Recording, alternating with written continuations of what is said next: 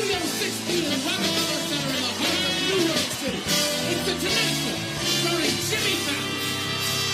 Tonight, join Jimmy and his guests. The Count of Monte Cristo and Hamlet. And now, here's your host, Hey guys, I'm not Jimmy Fallon tonight. I'm Taylor Turk. He's intern. He couldn't be here for some reason, but we got a great show anyways. Yeah, so great, so great. Anyways, tonight on the show we have Nobility, and we got Count of Monte Cristo and Hamlet tonight. And we also have thank you notes. So it's gonna be a great show. Hope you stay around and join me.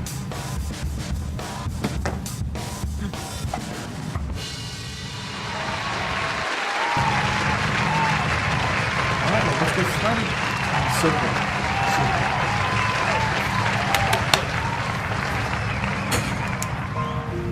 Thank you, Oedipus, for showing us how awkward How I Met Your Mother can be to explain to your kid. Thank you, Tom Joad, for teaching us that sometimes you have to stick it to the man. Even when there are three of them, they have weapons, and you don't. Thank you, Scarlet Letter, for highlighting the fact that getting an A for adultery is the one grade Asians will be disappointed.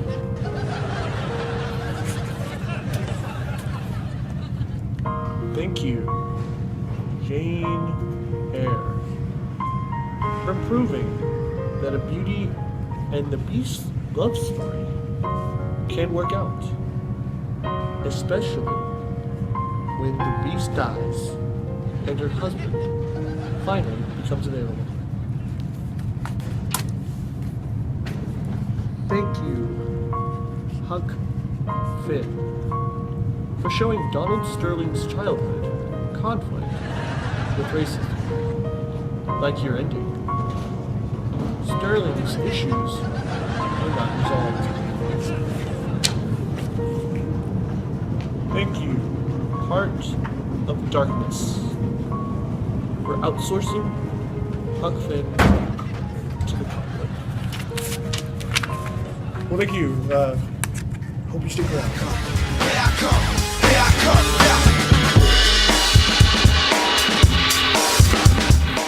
A great show tonight. Welcome, Count of Monte Cristo.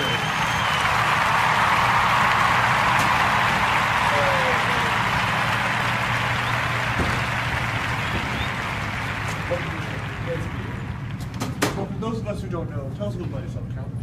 Okay, so basically, I'm not actually a count. My real name is Edmund Dante. And the story of my life goes like this. Basically, I had everything going for me. I had a beautiful fiance, I was the captain of this nice trading ship, and then three jealous guys, who I knew very well, came around and stabbed me in the back, framed me for treason. So I ended up getting sent to prison for like 14 years. And I had a lot of time to think about what I was going to do. So I got mentored by this nice old guy, Abbey Faria, and he left me this amazing fortune on this island, the island Monte Cristo. So I became the count of it, essentially. And from there, that's how my story began. So basically, you're Batman. No, Count of Monte Cristo. But you're like Batman. But you're like Bruce Wayne with a bunch of grades. Granted. How did you know? Well, I mean, I've been trying to keep this secret. well, you look fine for me. Oh, thank you. So tell us some stuff about how you carried out revenge against these people. Okay. So there are these three guys. Villefort, who's basically like the Attorney General of Paris. Danglars, this big-time investment banker. And then Monsieur de Morcerf, or Fernand, who stole my fiance. And she was his cousin, too. So. Definitely going on Dr. Phil because of all this. Oh, Oh yeah, that's definitely going to be out there. Well, anyways, when I got to Paris, I inserted myself into noble society, and for Danglars, I basically used his money against him, and I drew unlimited credit from his bank accounts, so I ended up making him go broke. And he had to flee Paris in shame. It was pretty funny. He had to run away from his wife. Good times. For Villefort, basically, his wife wanted to get her son to keep all this money, to get all the money inheritance. So I gave her this potion that could cure or kill people. You can guess what she tried to do, right? So she killed basically the entire Villefort family, and he ended up going insane because of all the death that happened. And then for Morcerf, I basically told Albert, the son of the fiancée Mercedes, to run away, and that he joined the military, and she like lived wife as a widow or something. I told him to run away, and then I got my current love, Haiti, to expose Morcerf in front of the court of nobles in Paris. So essentially, what happened is he shot himself, committed suicide. Wow. So I finally got my revenge. That's really some Punisher's merciless revenge. Did anything come out of it? Yeah, I realized that when I was taking my revenge, the Madame de Villefort ended up killing her own son with poison and taking her own life, innocent little Edward. So I realized that I couldn't be playing God because I'm not perfect. Innocence got hurt, and as a result, I was at fault. I had overstepped the bounds of humanity, and that taught me a real lesson. That's a powerful observation. I'm sure Haiti was glad you came to it. Yeah, it's all worked out pretty well. I've been married to her for like 240 years now, I guess.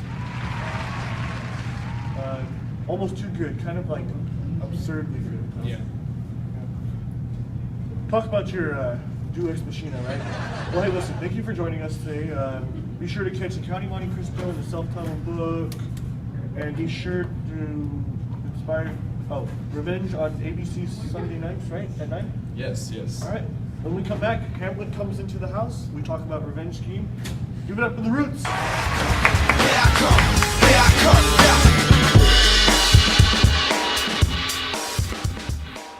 come, On the Jerry Springer Show, we'll be showing Dante's current lover, Katie, and his former flame, Mercedes, fighting over Dante's. Come check out to see what happens.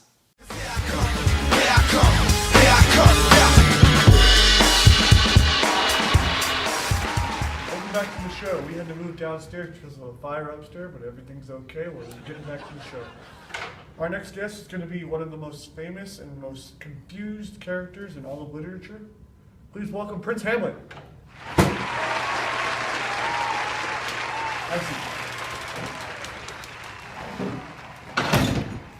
So glad you could finally make it to the show. So glad to finally be here. So Hamlet, how have you been? How's Ophelia? Well, technically speaking, I'm supposed to be dead, and Ophelia, she's dead to me.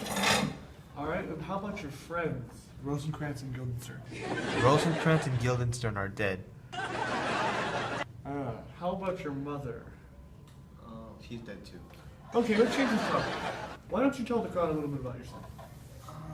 I'd rather not, Taylor. You know what? Because when I talk about these type of things, I tend to ramble on for multiple paragraphs. I think I understand.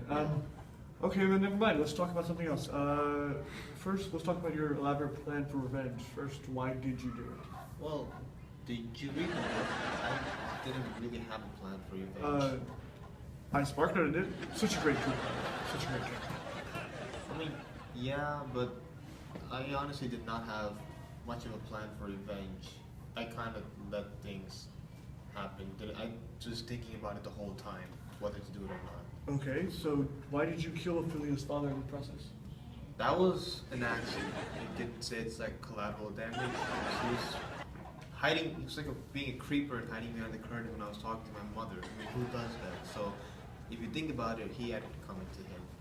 That's fair. Did that put a damper on your relationship with Ophelia? Yeah, I ended it right there. So you decided to save that both each other? Yeah, I think it was the best move. Well, that's great. That's understandable. So all of your anger was towards your uncle? How did you come to find that he was a killer? A ghost told me. A ghost. Yes. That's great. The ghost of your father? I think so, yeah. He looked like my dad. He's wearing his armor, so. So what you're saying is you had no idea whether that ghost was your father, and you. So then, how did you end up deciding to kill your uncle? Well, he did marry my mom, and I came to find out he was trying to kill me, so if that kind of rose suspicion, so I decided to think about whether or not to kill him. Well, could you elaborate on your plan for revenge? There wasn't really a plan for revenge, I just let things be. To be or not to be, right? No. I'm just kidding, yeah. That's the age-old question. But yeah, Laertes, I decided to kill him when Laertes revealed everything about how he was conspiring everything against me. But Laertes tried to take revenge. Yeah, because I killed his dad. But,